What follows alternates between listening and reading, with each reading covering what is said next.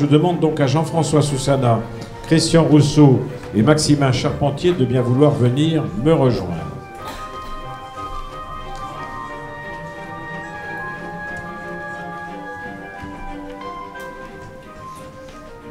Merci. Alors on va commencer avec Jean-François Soussana.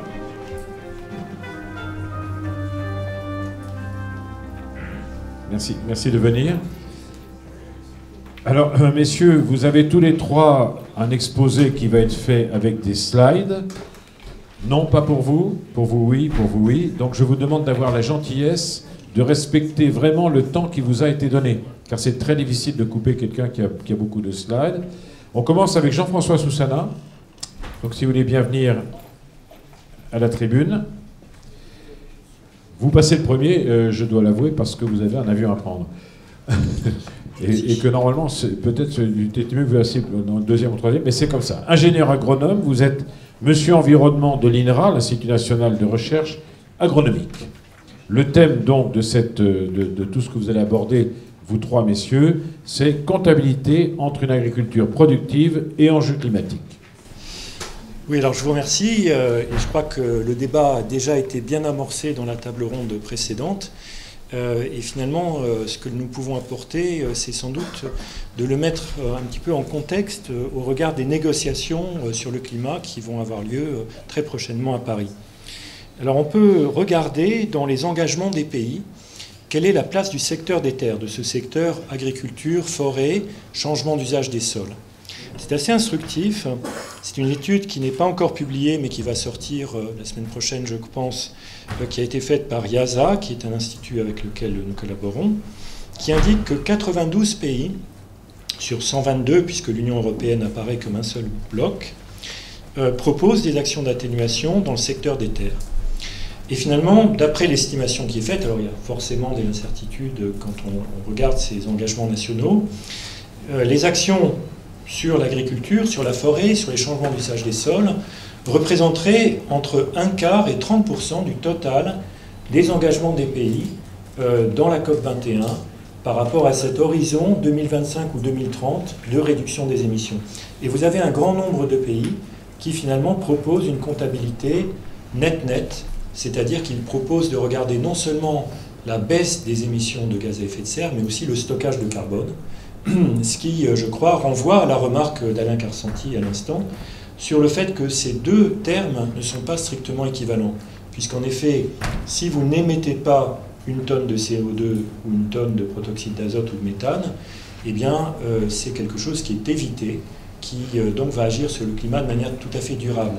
Si vous stockez du carbone, eh bien, d'une certaine manière, pour que l'effet soit pérenne, il faut que le stockage soit permanent. Or, nous savons que le stockage de carbone, que ce soit dans la biomasse pour les forêts ou dans les sols, est réversible. Donc il y a bien là une question et presque un engagement.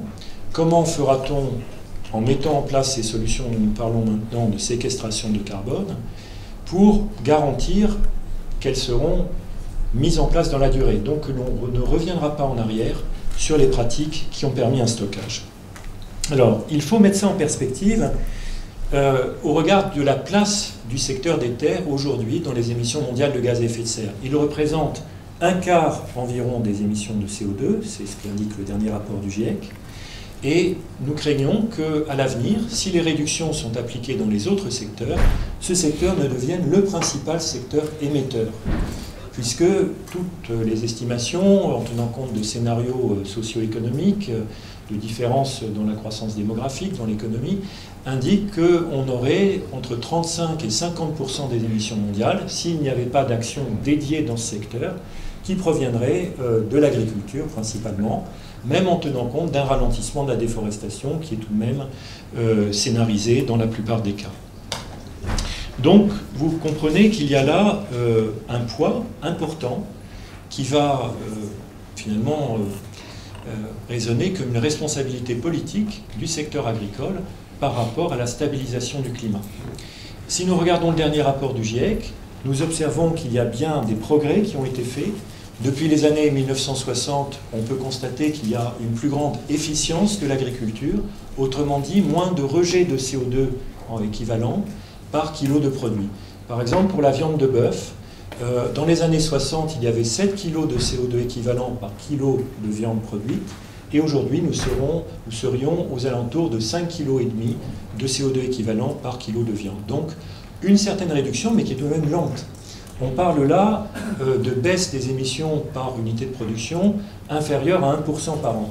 Or, c'est bien ce rythme qui est remis en cause aujourd'hui. Ce qui est demandé par les négociations internationales, par les engagements européens, et puis en cascade par les engagements nationaux, cela va correspondre à des taux de réduction beaucoup plus rapides. Donc la question qui se pose, c'est de savoir comment on va opérer cette réduction. Et c'est là que, je crois, nous avons une réflexion à engager collectivement. S'il est clair que ralentir la déforestation a de multiples bénéfices et est sans doute compatible, dans une assez large mesure, avec l'économie, avec, si cela est contrôlé, et ça pose encore des problèmes aujourd'hui, je pense, avec des formes de petite agriculture qui parfois vivent de ces lisières, de la forêt également, donc il faut y faire attention. Il est beaucoup moins facile d'imaginer comment nous aurions une réduction massive des émissions de méthane, des émissions de protoxyde d'azote dans des pays en développement. Je pense à des pays qui n'ont pas tellement de réserves de terre comme l'Inde. Et toutes les modélisations qui sont faites indiquent que si l'Inde engageait une politique active de réduction rapide de ces émissions de méthane et de protoxyde d'azote, eh bien cela ferait remonter les prix agricoles, tout simplement parce qu'il faudrait des investissements, on limiterait sans doute la productivité, et on aurait donc des menaces pour la sécurité alimentaire. Alors il y a des modèles intégrés, si vous voulez, qui permettent de quantifier ça, de montrer que dans ces pays, que ce soit la Chine, l'Inde, un certain nombre d'autres, on aurait, compte tenu de l'effet prix, une réduction de la disponibilité en calories qui peut atteindre 100-150 kilocalories par jour et par personne. C'est donc quelque chose de tout à fait significatif qui est de nature à vous expliquer pourquoi ces pays redoutent que la négociation porte un jour sur les gaz à effet de serre en agriculture. Ils ne le souhaitent absolument pas. Ils pensent que c'est une menace pour leur sécurité alimentaire et je dirais qu'au vu des chiffres dont on peut disposer, on les comprend. Donc le débat, il est vraiment un débat nord-sud. Les pays du Nord sont tout à fait conscients de l'importance qu'il y a d'engager rapidement des réductions d'émissions de gaz à effet de serre, et nous pensons que nous avons ce potentiel aussi en agriculture, mais les pays du Sud parlent d'adaptation, ils sont les premiers touchés par les impacts du changement climatique, et ils sont dans certains cas tout à fait réticents à l'idée qu'on ait des contraintes sur les émissions de gaz à effet de serre, parce que ça peut toucher directement la sécurité alimentaire. Alors c'est dans ce contexte que le raisonnement sur le stock de carbone des sols est, je crois, intéressant, puisque depuis longtemps, le GIEC, depuis finalement au moins 2007, mais je pense que c'est dans les rapports antérieurs, indique clairement que 89% du potentiel d'atténuation des gaz à effet de serre en agriculture est dans le potentiel technique de stockage de carbone. Donc on a en fait un potentiel technique mondial de stockage de carbone dans les sols agricoles qui est chiffré à 1,4 milliard de tonnes de carbone. Ce chiffre n'est pas remis en question dans le dernier rapport. Mais bien sûr, vous imaginez que entre le potentiel technique et sa réalisation, compte tenu de contraintes économiques, de contraintes sociales, aussi de la disponibilité des technologies, il peut y avoir un grand écart. Donc, pour l'instant, on a, je dirais, une certaine prudence dans les rapports internationaux en indiquant que si le potentiel technique est élevé, eh bien, la réalisation de ce potentiel dépend beaucoup d'efforts économiques qui seraient engagés, et c'est souvent raisonné de manière peut-être un peu simpliste en termes de prix du CO2, donc de prix par tonne de CO2. Alors si on monte à des prix par tonne de CO2 qui seraient de l'ordre de 35 $ par tonne de CO2, eh bien on se rend compte que le stockage de carbone peut être mis en œuvre à grande échelle. Et finalement, ce qui est tout à fait intéressant dans les modélisations dont on peut disposer, c'est que le programme 4 pour 1000, dont vous savez qu'il a été lancé par Stéphane Le Foll et qu'il sera signé le 1er décembre prochain lors de la COP21, il s'agit d'un élément de l'agenda d'action Lima-Paris de cette négociation climat. Donc il s'agit d'engagements volontaires, il ne s'agit absolument pas d'engagements contraignants, engagements volontaires qui sont a priori largement ouverts à beaucoup d'acteurs différents. Eh bien, si cette initiative était lancée, on peut penser, on peut espérer qu'elle donnerait des résultats, donc elle donnerait une possibilité accrue pour séquestrer, stocker du carbone dans les sols. Et dans ce cas-là, la modélisation dont on peut disposer indique que cela relâche la contrainte sur la sécurité alimentaire qui est liée à l'effort d'atténuation dans des pays qui ne sont pas riches en terre comme l'Inde. Autrement dit, nous montrons que, avec mes collègues de IASA et d'autres instituts, que lorsque l'on fait apparaître dans les scénarios la capacité de stocker du carbone dans les sols, on peut avoir un compromis qui est nettement plus favorable pour réduire rapidement les émissions de gaz à effet de serre, tout en n'affectant pas la sécurité alimentaire dans les pays les plus pauvres.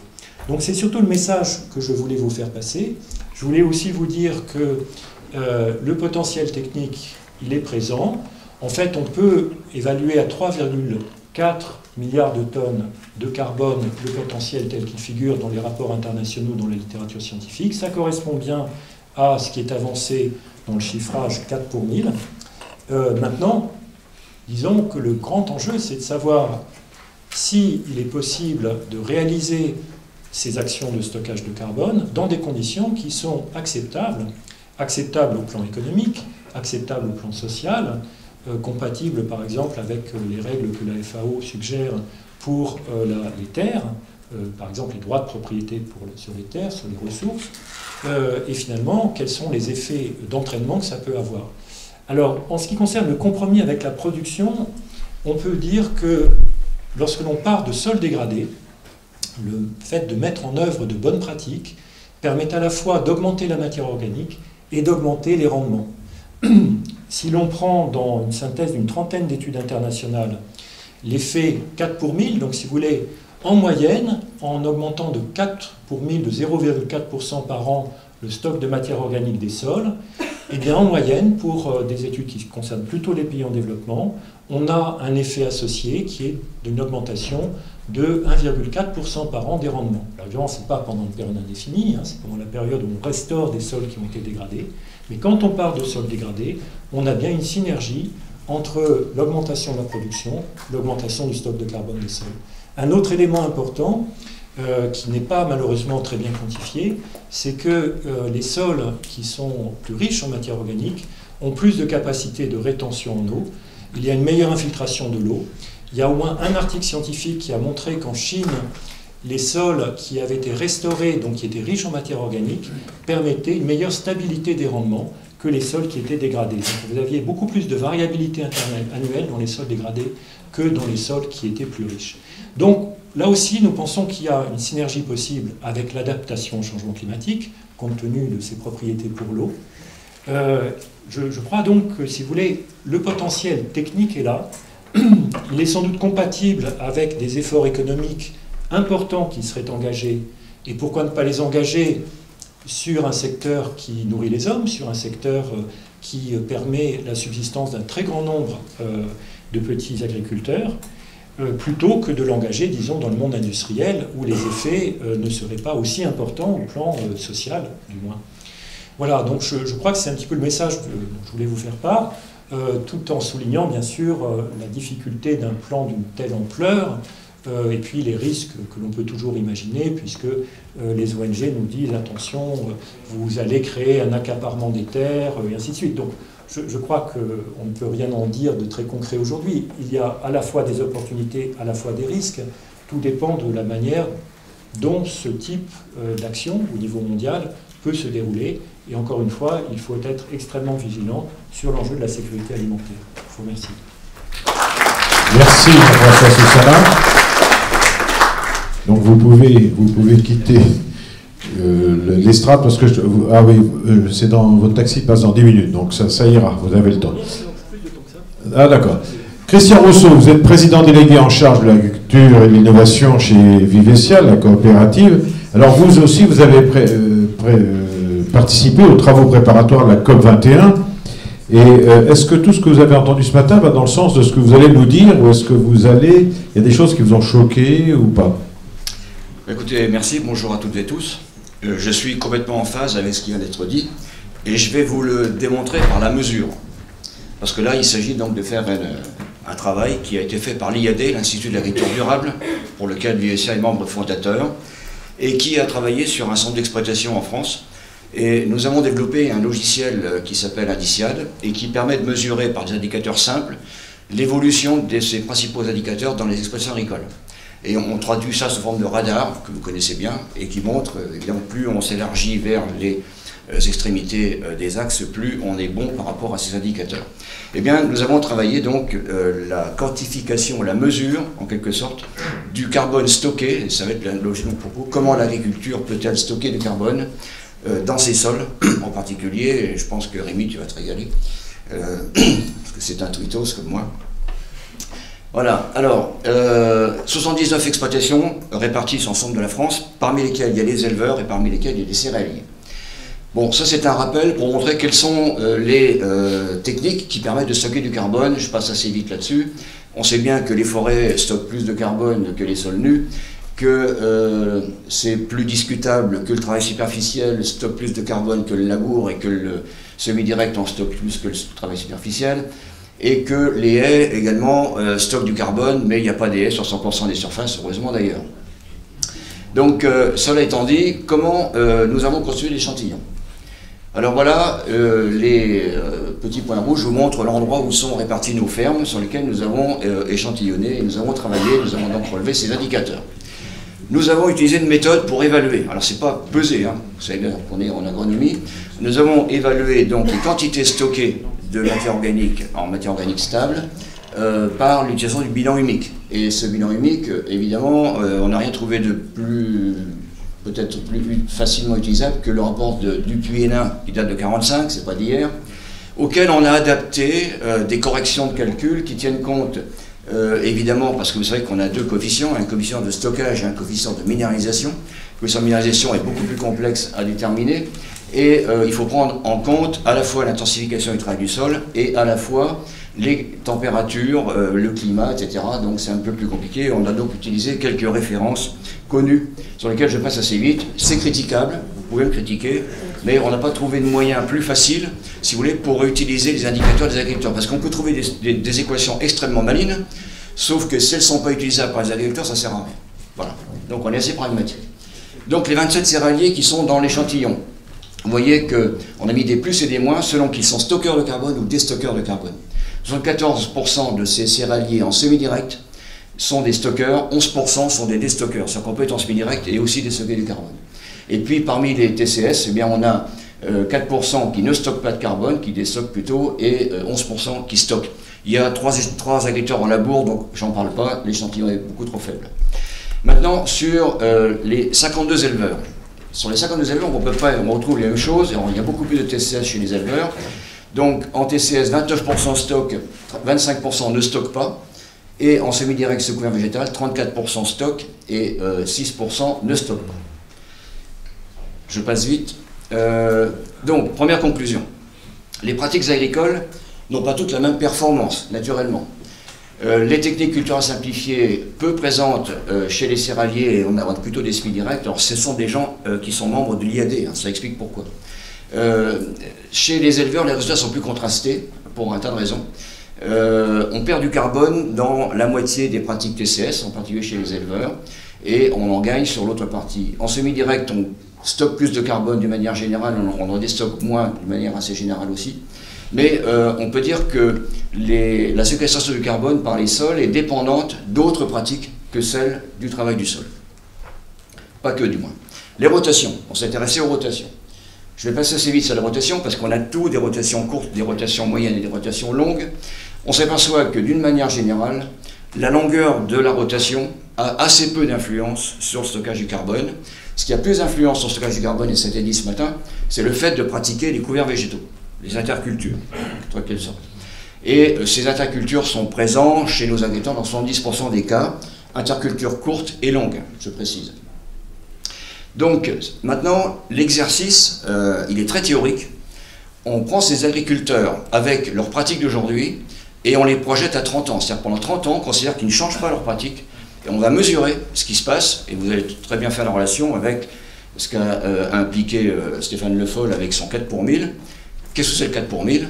Ça veut dire que tous les ans, on augmente de 4 pour 1000 le taux de matière organique. C'est-à-dire que ça va très très lentement. Hein. Et vous verrez tout à l'heure comment ça se traduit, parce que je vais comparer la pratique de nos agriculteurs avec le 4 pour 1000 pour voir s'ils sont au-dessus ou en dessous. Parce qu'après tout, ça peut ne pas être possible. Donc pendant 30 ans, on a pris ces agriculteurs, on ne change pas les pratiques et on mesure, donc on fait évoluer pendant 30 ans ce qui se passe. Donc sur la globalité de l'échantillon, les 119 agriculteurs, 56 agriculteurs sont stockeurs de carbone net, 23 agriculteurs sont des stockeurs de carbone, c'est-à-dire qu'ils minéralisent. Maintenant, si on sépare, si on regarde ces 56 agriculteurs qui stockent, je ne m'intéresse plus à ceux qui ne stockent pas, on ne prend que ceux qui stockent. Et on regarde la quantité de carbone, vous voyez dans mon échelle à gauche, quantité de carbone stockée en tonnes hectares de ces agriculteurs par rapport à l'objectif Stéphane Le Foll, 4 pour 1000. Ils sont nettement au-dessus. Donc c'est possible. Maintenant, on va détailler l'échantillon entre les éleveurs et les céréaliers. Les polyculteurs élevage qui stockent du carbone. Là aussi, je ne m'intéresse plus à ceux qui n'en stockent pas. Comment ils se situent par rapport à l'objectif 4 pour 1000? Ils sont nettement au-dessus. Ils vont stocker pratiquement 3 fois plus de carbone que l'objectif 4 pour 1000. Première conclusion de cette prolongation d'études, en polyculture élevage, on stocke en moyenne, d'après nos mesures, critiquables, 0,95 tonnes par hectare et par an, on va dire 1 tonne. Mais avec un écart type important, c'est-à-dire que l'écart type il va entre 0,6 et 1 tonne 3. Certains mal intentionnés vont vous dire qu'en fait on stocke 0,95 moins 0,6, c'est-à-dire 0,35. Auquel je vais répondre, on peut aussi stocker 0,95 plus 1,3. D'accord? Donc on va prendre la moyenne. Mais, élément extrêmement intéressant. Quand on stocke du carbone, on stocke de l'azote. Pourquoi? La matière organique, quand vous stockez 1 tonne de matière organique, vous stockez 100 kg d'azote. Et vous allez voir où je veux en venir. Donc, parmi les agriculteurs qui stockent, ces 0,95 tonnes, eh bien, ils stockent aussi pratiquement 100 kg d'azote. D'accord? Donc cet azote, il va falloir l'apporter. Donc je continue. Oui, c'est par là. 27 céréaliers, même chose, même exercice, on prolonge 30 ans. Eh bien, ils sont aussi nettement au-dessus de l'objectif 4 pour 1000 de Stéphane Le Foll. Donc, et à peu près dans la même proportion d'ailleurs que les polyculteurs élevages. C'est intéressant parce que, alors on n'a pas mesuré évidemment les émissions de... Je ne parle que du stockage de carbone dans les sols, hein, je ne parle pas d'émissions des éleveurs. Conclusion, pour ces céréaliers, ils stockent en moyenne 0 tonne 700, donc 700 kg de carbone par hectare et par an, avec un écart type aussi important, hein, 0,5 à 1 tonne, donc même conclusion, et ils stockent en même temps 70 kg d'azote. D'accord? Si vous n'êtes pas d'accord, vous m'arrêtez. Maintenant, on traduit ça en courbe, pour vous donner, parce que Rémi, tu disais tout à l'heure, je suis passé de 2,5 à 5% de matière organique. Ben, vous voyez que chez nos céréaliers, là, enfin chez nos agriculteurs, qui stockent du carbone, c'est la courbe verte, ils passent en 30 ans de 3,4% de matière organique à 4,1%. C'est pas terrible, hein? C'est pas excessif. On est capable de faire ça. Et vous voyez la courbe jaune, ça c'est la courbe Stéphane Le Foll, 4 pour 1000. Ils sont nettement au-dessus de cette courbe-là. La courbe jaune, c'est on passe de 3,4 à 3,8. Donc c'est faisable. Hein? Et ceux qui ne stockent pas, j'en parle pas. Donc vous voyez, c'est faisable. C'est faisable, et je vais vous dire comment on fait. Donc l'analyse des résultats, maintenant, et la problématique du carbone et de l'azote. J'ai dit, donc, le carbone stocké, ça implique qu'on stocke de l'azote. Donc, quand on stocke de l'azote, qu'est-ce que ça veut dire?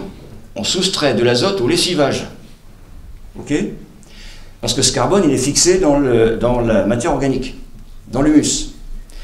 Et donc, je répète, 10% de ce carbone stocké, c'est aussi de l'azote. Et donc, le stockage du carbone est bien sûr lié à l'activité biologique des sols. Et d'une manière générale, plus un sol est vivant et donc doué d'activité biologique, et plus il va être capable de transformer des résidus végétaux en matière organique stable, en humus. Et évidemment, vous avez bien noté que l'ammonium, c'est l'azote naturellement présent dans le sol, et que cet azote est rendu non lessivable par le fait de sa fixation sur son complexe argilo-humique. Et que ça dépend bien sûr de la qualité des sols, notamment de la capacité d'échange de cations. Donc en conclusion de ce premier travail, un sol qui séquestre du carbone est favorable à la lutte contre les pollutions agricoles, je dis les pollutions agricoles, il réduit les émissions de gaz à effet de serre, n'est-ce pas, et il limite le lessivage des nitrates.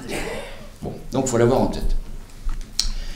Alors quelles sont les pratiques qui permettent de stocker du carbone. Puisque je dis, il y a des acteurs qui stockent, d'autres qui ne stockent pas. D'une manière générale, ils sont plutôt en semi-direct, voire en TCS, mais ils sont assez systématiquement avec la pratique des couverts végétaux. C'est-à-dire que les sols sont toujours couverts. Toujours couverts. Et, d'une manière générale, ce sont des gens dont les rendements sont élevés. Et je rejoins ce qui a été dit ce matin, plus les rendements sont élevés, plus on produit de matière végétale, donc plus on en exporte en grains, mais plus on en stocke aussi sous forme de résidus. Et donc plus on a de chances de créer de la matière organique. Ces gens-là sont assez généralement aussi des gens qui apportent des éléments organiques extérieurs, des fumiers, lisiers, compost, surtout les éleveurs, et ils restituent des pailles. Donc vous voyez bien que dans cette pratique, on ne sort du sol que les grains, ou les racines s'il s'agit de betteraves. Mais là, on ne sort que les grains. Les rotations, qu'elles soient courtes ou longues, ça ne change rien. Par contre, la diversité des espèces implantées dans la rotation, les graminées, les légumineuses, les oléagineux, etc., et le maïs, ça a été dit ce matin, le maïs, c'est toi qui l'as dit, Rémi, ça stocke 2 fois plus qu'une forêt, hein, parce que ça produit énormément de matière végétale, naturellement, et tout ce qui consiste à faire de la double culture, voire de la 3 cultures en 2 ans, comme essaie de le faire Arvalis aujourd'hui, tout ça est bon à prendre. Tout ce qui consiste à produire, plus on produit, plus on stocke de carbone, et plus on va retenir d'azote. Donc les couverts végétaux, c'est une règle générale, il faut toujours faire un couvert végétal, toujours, même en latéraculture courte. Et un couvert végétal, c'est quelque chose qui s'implante aussitôt le passage de la mousseuse batteuse. Ça explique pourquoi on a beaucoup de semi-directs dans notre échantillon. Et les résidus, bien entendu, ils doivent être plutôt conservés par le sol. Nous avons un célèbre agronome américain qui dit, enfin d'Amérique du Sud, qui dit le grain c'est pour l'homme et la paille c'est pour le sol. Ben voilà, je crois que c'est un peu résumé là.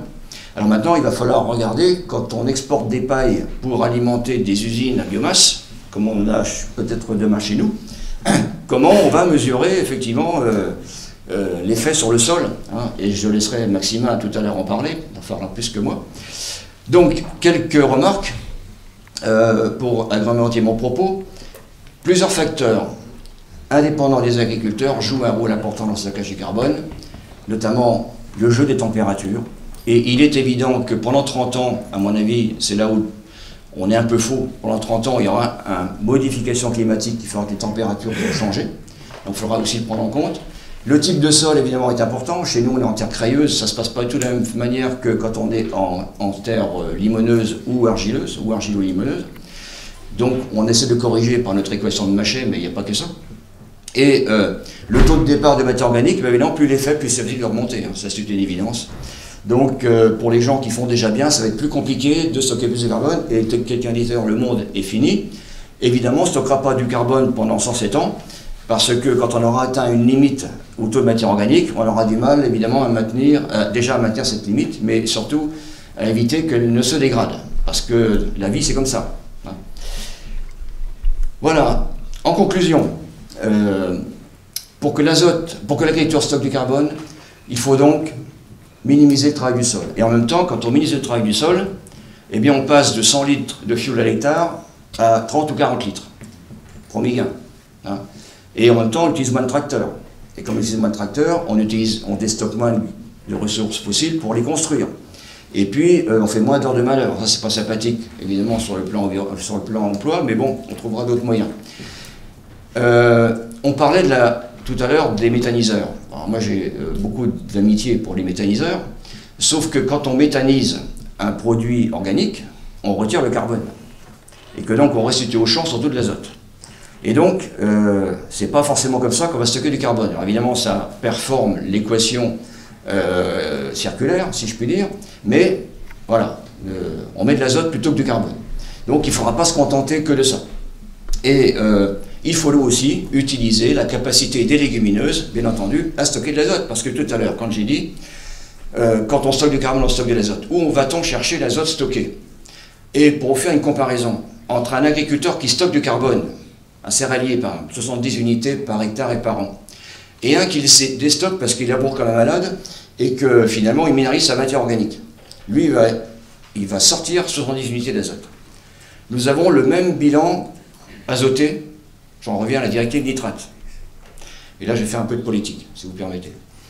Il y en a un qui va sortir 70 unités qui vont être utilisées par ces cultures, et un qui va stocker 110 unités. Et tous les deux ont le même calcul bilan azoté. Qu'est-ce qui va se passer? Le gars qui stocke du carbone, il va diminuer ses rendements. Il va diminuer son taux de protéines, et je vous prie croire que chez nous, chez UVCA, le taux de protéines, c'est un problème. C'est un problème, parce qu'on est en dessous de la moyenne nationale et on a des usines qui nécessitent de la protéine. Comment on fait? Donc, moi j'ai demandé à Stéphane Le Foll, en particulier, je suis complètement d'accord avec ça. Maintenant, pour les agriculteurs qui vont stocker du carbone et qui donc utilisent les pratiques que je viens d'expliquer, il faut leur permettre des dérogations sur le bilan azoté. Sinon, on va dans le mur. On va dans le mur. Il en est parfaitement conscient. On en est même à se dire, et les praticiens comme moi qui sont semi-directs vont vous dire que c'est les couverts qu'il faut fertiliser. Au lieu d'interdire l'azote après la moisson, il faut fertiliser les couverts. Parce que plus on aura un couvert abondant, plus on va stocker l'azote. Et plus on va rendre le sol vivant, et plus il va être résilient par rapport au changement climatique, parce qu'on oublie de dire que le changement climatique a de l'influence également sur nos productions. On le voit quand même depuis quelques années, c'est assez sévère. Donc il faut libéraliser cette directive nitrate pour les agriculteurs qui sont dans des acteurs de conservation. Sachant que cette directive, elle est faite surtout pour les conventionnels, pour corriger donc les défauts de l'agriculture conventionnelle qui effectivement fait percoler de l'azote, et on a des mesures chez nous qui le montrent assez bien. Donc il faut obtenir ça. C'est un vrai enjeu, et donc je compte sur vous pour relayer le message, parce que plus on sera nombreux à le dire, et plus on a de chance d'y arriver, parce qu'il faut que ça passe par l'Europe, tout ça, alors, convaincre un peu tous ces fonctionnaires, ça va être compliqué. Mais bon, ils sont un peu agronomes de temps en temps, ils ont fait l'agro comme tous. Hein. Voilà, donc c'est quelque chose d'extrêmement important, et en même temps, on s'aperçoit que lorsque on est stockeur de carbone, donc avec tous les moyens que j'ai mis en avant, eh bien, on est aussi des améliorateurs de biodiversité. Parce que qu'est-ce qu'on fait dans le sol? On améliore la faune et la flore. On a plus de champignons, ça profite, qui viennent donc se mettre sur les racines des plantes cultivées et qui vont solubiliser du phosphore et du potassium. Vous vous rendez compte qu'en Champagne, depuis que j'ai été technicien de CETA, il y a maintenant bien longtemps, on a toujours pratiqué 3 unités d'apport de phosphore dans nos bilans pour n'en retenir qu'une. Donc depuis 40 ans, il y a 2 tiers des unités de phosphore qu'on a apportées qui dorment dans la roche-mère. Il faut aller les chercher. Il faut aller les chercher au prix où est le phosphore, vous vous rendez compte. Donc ces plantes-là, ces champignons, ça profite, ils vont nous aider à solubiliser le phosphore et à le faire remonter dans nos productions. Voilà donc ce que je voulais vous dire ce matin. Je suis prêt à répondre à vos questions si vous en avez. Hein, mais voilà, ça c'est de la pratique. Hein, voilà, ça vient étayer un petit peu tout ce qui a été dit ce matin et qui n'est pas du tout en contradiction, bien au contraire.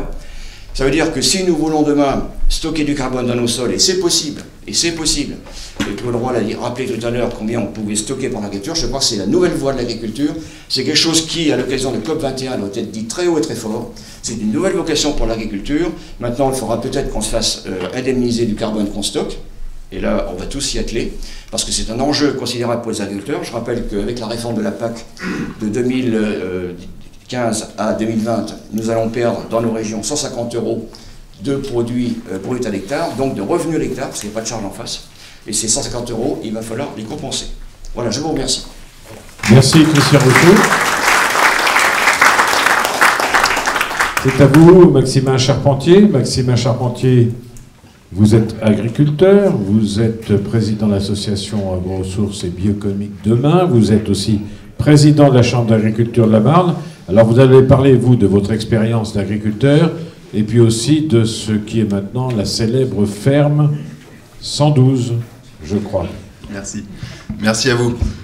Donc voilà, je suis agriculteur, donc sur 170 hectares, des grandes cultures, aussi 30 hectares de légumes de plein champ, un centre équestre et puis 1500 m² de photovoltaïque également sur le demi-hectare de hangars qui sont sur l'exploitation.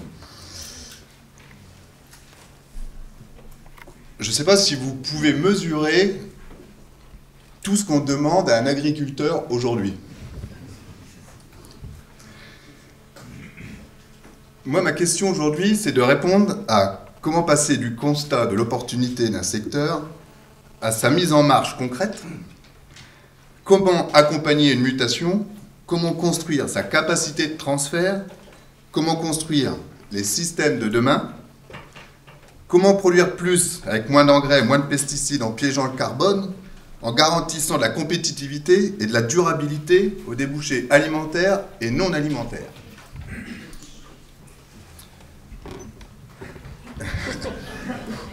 Donc c'est intéressant quand même comme postulat. Donc comment est-ce qu'on a fait sur notre territoire pour essayer de répondre à ça? En fait, pendant 2 ans, on a constitué un comité scientifique et technique, on a mis plein d'acteurs autour de la table, un peu de moyens, et en fait, au bout d'1 an, la conclusion, c'est pour être innovant, finalement, dans la mise en place de toutes ces questions, personne n'a la réponse localement, quoi. C'est-à-dire que ce soit les instituts, que ce soit la coopération, que ce soit les chambres d'agriculture, que ce soit un agriculteur dans son coin. En fait, on bosse 40 ans en silo, on bosse depuis 40 ans de façon verticale, et toutes les questions que je viens de vous poser, la solution, elle est transversale, elle est horizontale. Donc quelque part, il y a un changement de carte mentale qui est puissant derrière tout ça, parce qu'il va falloir se mettre un petit peu au cœur du débat, au cœur et à la place de l'agriculteur, pour essayer d'imaginer et de pouvoir répondre à toutes les questions qui sont là.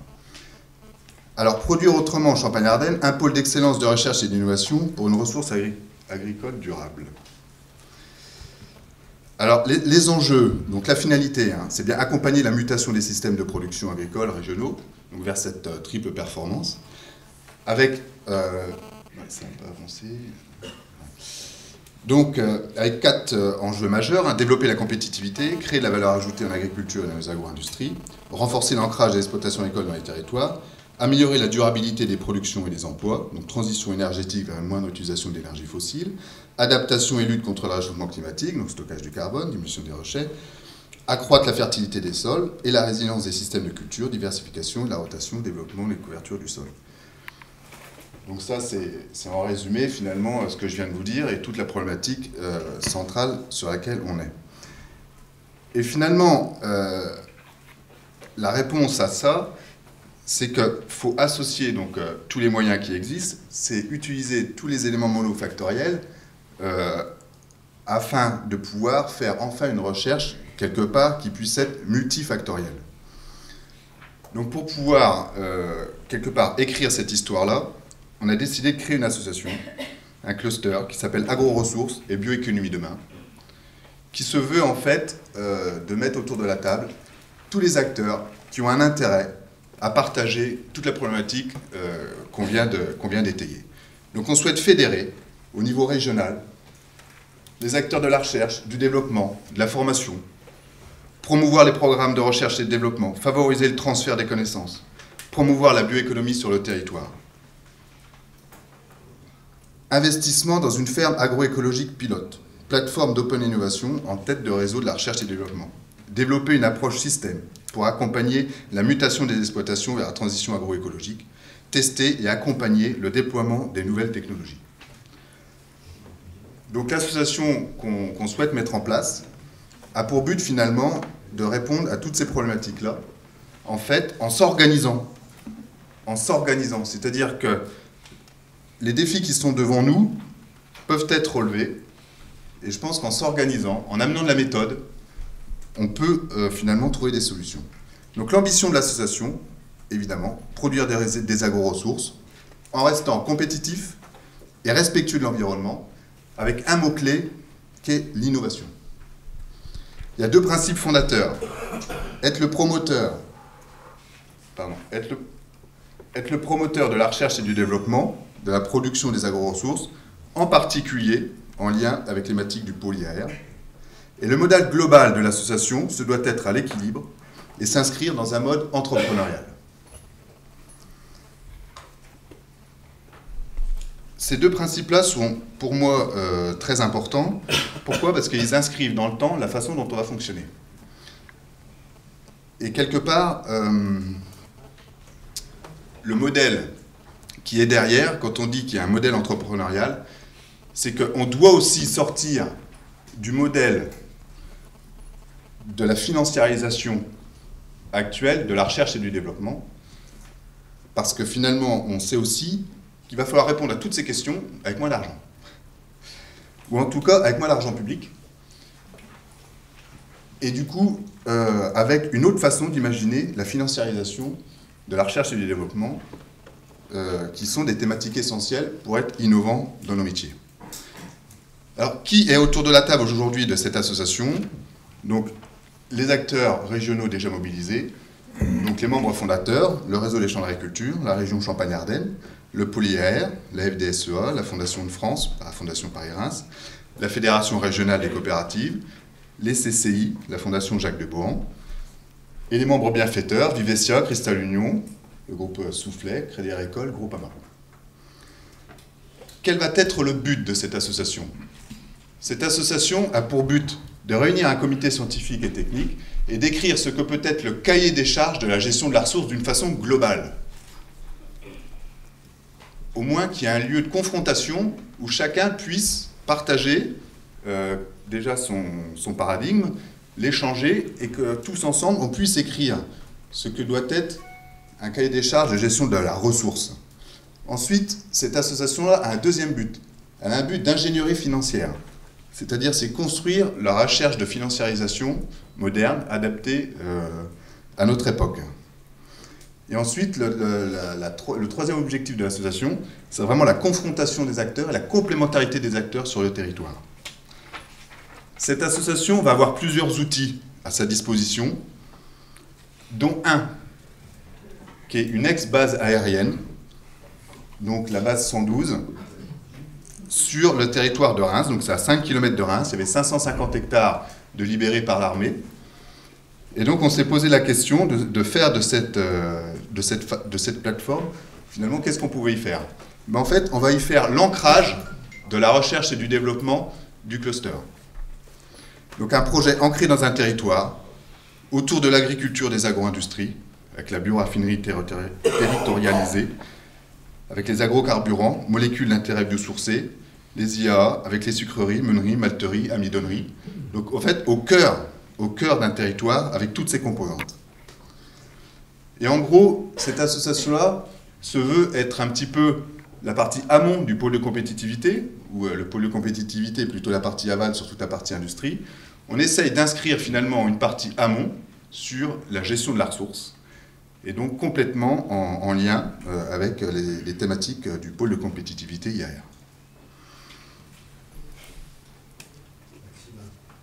Juste une chose qui m'interpelle, quand on parle d'agrocarburant, on parle de biocarburant. Légalement, c'est les deux. Agrocarburant, mais pas légal. Donc, alors, la ferme 112, ce lieu d'expérimentation pour et par des agriculteurs. En fait, on souhaite, sur la base, répondre à 4 thématiques essentielles. Il y a une thématique qui est agronomique, il y a une thématique qui est machinisme et technologie, une problématique de formation et de transfert, et une problématique de projet avec la société civile. Donc, le projet doit répondre finalement à ces 4 problématiques-là, avec une implication directe des agriculteurs. Donc, on est en train de constituer une SCEA, une société, dans laquelle l'association Cluster aura 65% des parts, et les agriculteurs 35% des parts. Ils sont associés exploitants. Et donc, en fait, tous les essais qu'on va faire vont être réalisés par des agriculteurs, avec du temps d'agriculteurs, des moyens d'agriculteurs et une réflexion d'agriculteurs. Il y a une place pour les instituts en plein milieu du dispositif. Et donc les instituts pourront également avoir leur place via le programme CIPRE pour finalement confronter aussi les essais entre ce que peuvent faire les instituts autour du cadre de CIPRE et puis ce que peuvent faire les agriculteurs autour de l'autre cadre. Donc en fait, tous les composantes de l'association se sont mis d'accord sur finalement une colonne vertébrale, un réseau d'acquisition de références commun, qui est en fait la comparaison de 6 systèmes de culture, donc avec des rotations de 8 ans, où on va en fait comparer donc 6 rotations de 8 ans. Donc l'une est sur le système référence, évidemment, l'autre sur un système couvert annuel, ensuite un système en couvert permanent, un système en biomasse maximale et un système en autonomie azotée.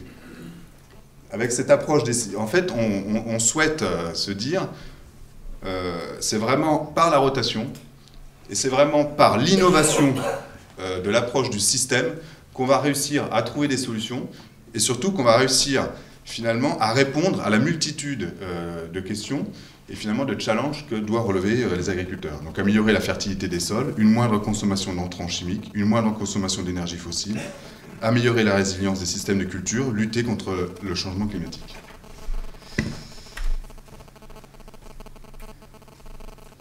Alors la chance de cette base, c'est que finalement elle est plutôt assez grande et on peut y faire beaucoup de choses. Donc sur 250 hectares, il va y avoir 100 hectares qui vont être dédiés au tronc commun, qui est donc la comparaison des 6 systèmes de culture, et il reste 140 hectares qui sont mis à disposition pour des essais privés. Donc là, tous les partenaires sont en train de s'engager pour réaliser des essais privés autour des thématiques de l'agriculture, que ce soit sur les biocontrôles, que ce soit par exemple Groupama pour tester des drones sur de la grêle, que ce soit Cristal qui est déjà en train de mettre 16 000 tonnes de betteraves pour essayer la répercussion des silos betteraves, etc., etc. Arvalis également qui est sur les projets. Donc en fait, on propose ce site-là à tous les acteurs qui agissent sur la bioéconomie, sur les agro-ressources, d'être un outil à leur service. Donc 240 hectares donc évalués donc, en vert foncé, donc c'est le tronc commun. En vert clair, c'est la partie privée. Ensuite, il y a un investissement de quelques millions d'euros pour créer en fait un pôle de transfert, de vulgarisation, de formation. En fait, l'idée c'est que ce soit un lieu où tout le monde se confronte pour échanger. Parce que je pense que l'innovation, elle passe surtout par l'échange, elle passe par la confrontation d'idées. Et donc en fait, on va essayer de créer un lieu adapté à la formation de demain, mais surtout à l'accueil des gens qui veulent réfléchir autour de ces thématiques-là. Ensuite, en bas à gauche, il y a un pôle événementiel. Donc là, il y a 3 hangars d'1,5 hectare, 8 mètres de haut, pas un poteau, chauffé. Bien sympa. Donc plutôt que de les détruire, l'idée c'est de créer un pôle événementiel. Donc avec une partie en showroom, qui sera mise à disposition pour tous les marchands de machinisme ou autres, de faire de la démonstration de matériel en dynamique, couvert, ou de recevoir des congrès, des salons autour de la bioéconomie et des agro-ressources. Ensuite, il y a un pôle machinisme et technologie, où là, on accueille toutes les sociétés qui souhaitent travailler autour du sujet, donc pour tester du matériel embarqué, pour évaluer finalement l'amélioration du matériel qui doit être adapté aussi au système de culture de demain, qui nécessite, par le binage, par de l'engrais localisé, par du GPS, par du capteur de biomasse, etc., des technologies qui doivent permettre d'évoluer également. Et ensuite, il y a un pôle entreprise, où là, on va accueillir tout un tas d'entreprises qui sont également liées de près à la problématique des agro-ressources et de la bioéconomie sur sa partie amont. Donc finalement, ce site va devenir, dans sa composante, un peu le Living Labs, le laboratoire vivant de l'agroécologie et de la bioéconomie. On souhaite que ce soit vraiment un lieu de confrontation et d'échange pour l'innovation, pour les agriculteurs, parce que ce qui est important dans une technologie, c'est non pas de trouver finalement une évolution technologique qui puisse répondre à un problème, il faut surtout s'assurer qu'elle puisse être transférable, qu'elle puisse être finalement menée par l'objectif. C'est si derrière les agriculteurs sont dans l'incapacité finalement de mettre en place sur leur exploitation une innovation technologique, finalement l'innovation n'a aucun sens et n'a aucun lieu d'être. Donc cette plateforme, elle se veut être le lieu de confrontation entre tous les agriculteurs, entre le monde de la recherche, entre le monde universitaire, entre le monde de la technologie, du machinisme, pour essayer finalement, tous ensemble, de réfléchir à la transversalité, à l'approche horizontale du métier qu'est l'agriculture. Et ça me paraît quelque chose d'incontournable parce que finalement tout est lié. Je crois que vous l'avez dit dans vos propos introductifs. C'est vrai qu'on a un métier où finalement, à partir du moment où on touche un petit peu à une de ces composantes, ça a énormément de répercussions sur l'ensemble. Simplement, à titre d'exemple, il devrait avoir un méthaniseur également de construit sur le site. Et on est en réflexion pour y faire autour de 20-25 hectares de photovoltaïque au sol, donc sur des zones qui seront notamment pas disponibles à l'agriculture. Pourquoi cet élément-là? Ça rentre dans la démarche entrepreneuriale du projet, où à un moment donné, on souhaite que le projet trouve également sa propre activité économique pour pouvoir répondre à ses engagements, pour pouvoir répondre à l'engagement qui est celui-là, c'est-à-dire de pouvoir mettre des systèmes en rupture, donc pouvoir assumer financièrement le fait que quand on est en rupture, parfois on n'est pas forcément en réussite, de pouvoir investir un maximum de choses dans la recherche et développement des agro-ressources. Donc ça fera partie, en partie, évidemment, du modèle économique. En tout cas, pour finir mon propos, moi ce que je souhaite vous dire, c'est que les agriculteurs ont conscience qu'ils sont au cœur d'un dispositif incroyable, avec une valeur incroyable qui est la terre. Seulement, je pense que l'approche verticale qui a été la nôtre pendant 40 ans, finalement, si on continue dans cette direction-là, on va compromettre largement tout le potentiel et toutes les capacités du monde agricole. Donc moi, je vous engage, finalement, à tous travailler ensemble, parce que chacun a une pierre à l'édifice, chacun a certainement raison dans son précaré, mais seulement s'il a raison tout seul dans son coin, il n'aura pas fait beaucoup avancer le schmilblick, et je pense que l'agriculteur, lui en tout cas, n'aura pas eu part de sa compétence, et ce sera bien dommage. Merci. Merci beaucoup.